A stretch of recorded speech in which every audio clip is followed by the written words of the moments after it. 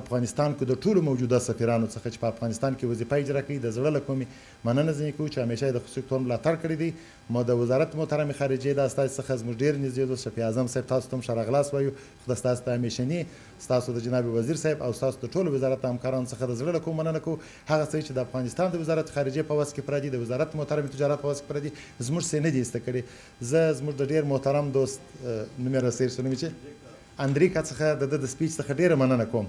د ډېرو ښو نکاتو ته اشاره وکړه. واقعا هم د خصوصي سکتور حمایت وسي.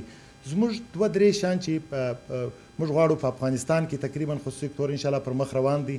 که هغه څه د ښځو تجارت دی، 2 هفتې د مخه موږ هرات ته تللي وو، هلته د ښځو د اتاق تجارت فعالیت ډېر په ښه توګه روان دی. په ټوله افغانستان کې د ښځو د اتاق تجارتو فعالیتونه په ډېر ښه توګه روان دي. ولې افغانستان چې خپل یو څه نه څه مشکلات لري، تقریبا زموږ 80% مشکلات چې دي په داخل کې د حل کېدو په درشل کې دي.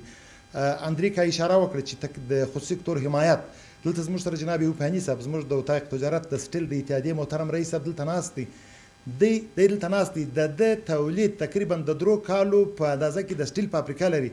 تقریبا د 10 ټنو څخه د ورځې تقریبا 1.5 یا 200 ټنو ته رسېدل دي.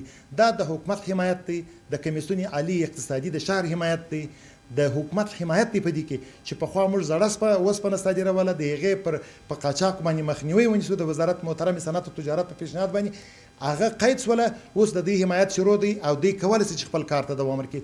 زما ارزو دغه د خارجي مؤسساتو څخه زه بیا هم د ملل متحد د ټولو نمایندګیو څخه د زړه له کومې مننه کوم چې په افغانستان کې په هرو حالاتو کې دوی د افغانستان په دغه حالاتو کې یعنې واقعا ډېره همکاري کړې ده. که هغه زموږ د ښځو د تجارت په بخش کې که د وړو تجارتو بخش همکاري کړې ده. زموږ د دې څخه خواست دغه دی چې زموږ کار تاسې عمومي راحل کړي چې خلکو ته کار پیدا شي.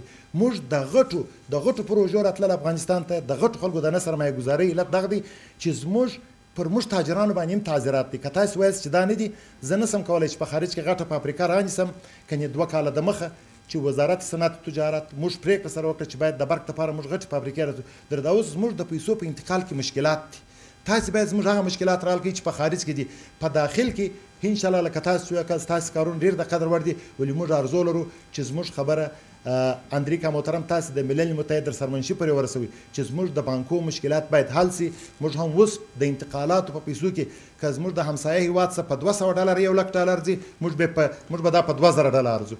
په دې کې تاسې زموږ سره پوره همکاري وکړئ. د وړو قرضو په باره کې باید پوره همکاري وشي. جناب فضلي صاحب یو خواهش مې ستاسو څخه دی چې دغه مجلسونه چې تاسو جوړوئ اتاق تجارت کاملا ستاسو سره هم کې دا د زونو په سطح هم کوي.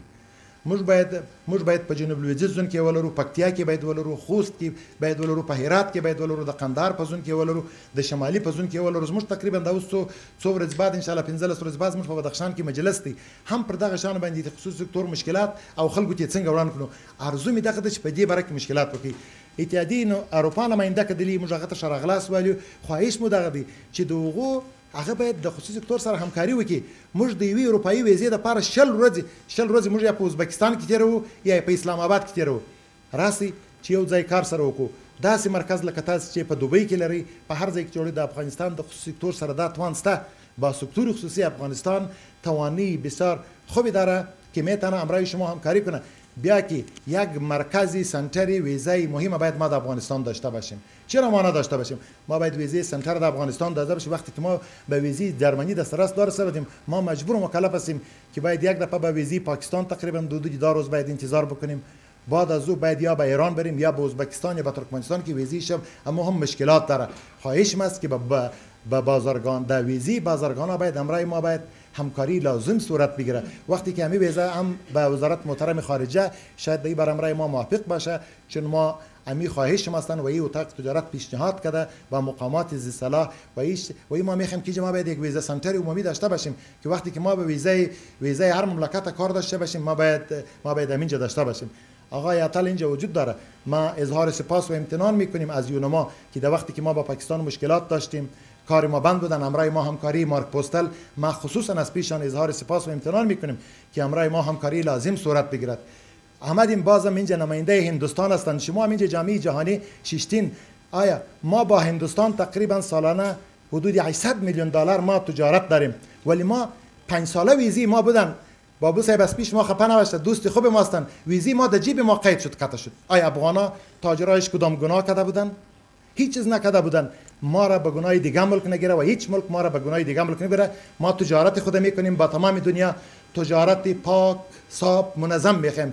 هیچ قضیه تجار افغان در هیچ کنج دنیا تو دوسیه نداره که او خدا نخواسته مشکل به منجر به کارهای دیگه بشه. ارزو داریم بابو صاحب شما اینجا هستیم، ما تقریبا مشکلات زیادی ما با هندوستان تجارت داریم، کار میخوایم که شروع کنیم، ولی ویزی ما غیر معجل بدون چیز قید شده. ما تقریبا 400 نفر تاجر ما میشناسیم که ما صرف پاسپورتای ترکیه را در حدود 4 لک دلار برای ما مصرف شده. ما به خاطر ویزی هندوستان چقدر تاوان شده. آفرین به این تاجرایی که اینجا کار میکنه، آفرین به این خانم‌های تجاری که اینجا وظیفه اجرا میکنه. باز ما به این قدر مشکلات ارزو داریم که به مشکلات ما جدی جامعه جهانی در این روستای ما توجه بکنه، مشکلات ما را عمومی حل کنیم. مثل که دوستا گفتن افغانستان مردمش کارگر مردم هستند، کار میکنه، روزگار میکنه، سختی را میبینه. امیال مواد غذایی از تمام همسایه که در افغانستان ارزان تر هستند. مواد نفت و گاز ما در افغانستان ارزان هستند. فعلا ما در این صدد هستیم، تاجرها را جمع کردیم دیروز هم پریروز هم که ما چه رقم بتونیم که در افغانستان امی ریفاینری که ما داریم. دیروز هم ملاقاتایی که وزیر سودا شد با خارجه، ما در این کوشش هستیم که چه رقم امی ریفاینری خود تقویه کنیم. بازم برای ما چه وقت میتونیم که بانکای ما جور باشه، بانکای ما زیر تهدید نباشه، ما ترانسفر خوب کرده بتونیم به این وقت ما جور کرده میتونیم. نمیتونیم که ما یک کس رو بگیم که تو اینجا 500 میلیون سرمایه گذاری بکنی و بانکای ما زیر تاجرات جامعه جهانی باشه. لذا اینمی یک پیشنهادای مشخص و چیز ما بدن و درباره زیربنا، در زیربنا هم میخوایم از جامعه جهانی، از دوستای حرکت که درباره زیربناهای ها مشخص پروگرام بگیره. ما میخوایم که شرکت های کلان، چون ما نمیتونیم که به تنهایی 100 میلیون 200 میلیون دلار ما سرمایه گذاری میکنیم.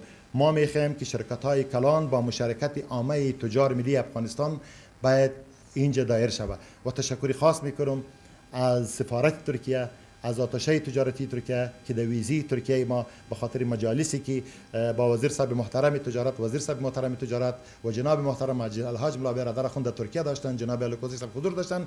در ویزی ما، در ویزی تجارت ما سالانکاری کنه. از صمیم قلب از سفارت ترکیه، از همکاران دائمی آتشه تجارتی، از تمام دوستایشان تشکر میکنم. از سفیر محترم قزاقستان و از نمایندگیشان تشکر میکنم که درباره افغانستان حسن نظر اخیری که داشتن اظهار سپاس و امتنان میکنیم. ما میخوایم که تجارت خرد ما را در قریا باید تقویه شود. ما میخوایم که پروژه‌های بزرگ ما باید حمایت شود. بازار برای ما پیدا شود. بازار وقتی برای ما پیدا میشه که ما به ویزا دسترسی داشته باشیم. وقتی که به ویزا دسترسی نداشته باشیم برای ما چیز نمیشه که ما چه رقم بتونیم با او مردم معاملات بکنیم. ولی فعلا براتون اظهار اطمینان میتونم که وضعیت پیلی تجارتی افغانستان ما برات میخوایم که ما با یک خلای بسیار مهم مواجه شدیم 3 سال پیش. دوست ما اشاره کردن، ما با این خلا مواجه شدیم که تمام بانک‌ها به سقوط، با هزارها کانتینر در خارج از کشور در بنادر توقف، مواد خام ما در خارج پرسور، ویزای دوستای خوب ما هم ویزا را سر ما باز وقت قی کردن نمیتونست. ولی بازم امی سکتور خصوصی افغانستان بود به حمایت دولت کنونی افغانستان ما تانستیم که تا یک جای خود برسانیم. ما میخوایم که مشکلات بیرونی ما را تقریبا که 20% مشکلات است، بازم از جامعه جهانی آرزو داریم که درباره رسمیت شناختن افغانستان توجه خاصی داشته باشه و اتاق تجارت همیشه خواهان تعلیم و تربیه تمام مردم افغانستان است و حمایت میکنه از تشبسات محترم خانم‌های شجاع افغانستان. انشالله ما در پالویشان هستیم. هر چیزی وقتی اتاق تجارت و سرمایه گذاری افغانستان همیشه در پالویتان هستند و با از سفارت چین انشالله صادرات ما بیشتر شده و کوشش میکنیم که اضافه هم بیشتر شود. بازم در آخرش خلاصه کلام این میگه هستند که مشکلات عمده عمومی ما باید حل شود تا ما بتانیم به افغانستان یک بستر خوب را هوار کنیم. با عزت و کامیاب باشین و انشالله نمایشگاه های بسیار خوبی در هستند. خواهش میکنیم که این نمایشگاه هم حکومت ما را هم سکتور خصوصی افغانستان حمایت بکنیم و خدا کنه که دوستی آقای بابو مسئول سفارت هند از پیش ما خفه نشده باشه. ما نماینده سکتور خصوصی هستیم، ما مجبور هستیم که حقایق مردم افغانستان برای شما اظهار بکنیم. تشکر، با عزت و کامیاب باشین. با وجود یک اقتصاد پایه افغانستان بازم از تمام نهادهای بین‌المللی، خصوصا از روزا و تنبای، از همه چیزا که همیشه ما اولین نمایشگاه که ما جور میکردیم به بسیار پیشانی واز از نمایشگاه های ما دیدن کده، از همه چیزا را حمایت سکتور خصوصی حمایت کده. اظهار سپاس و امتنان میکنیم. با عزت و کامیاب باشین.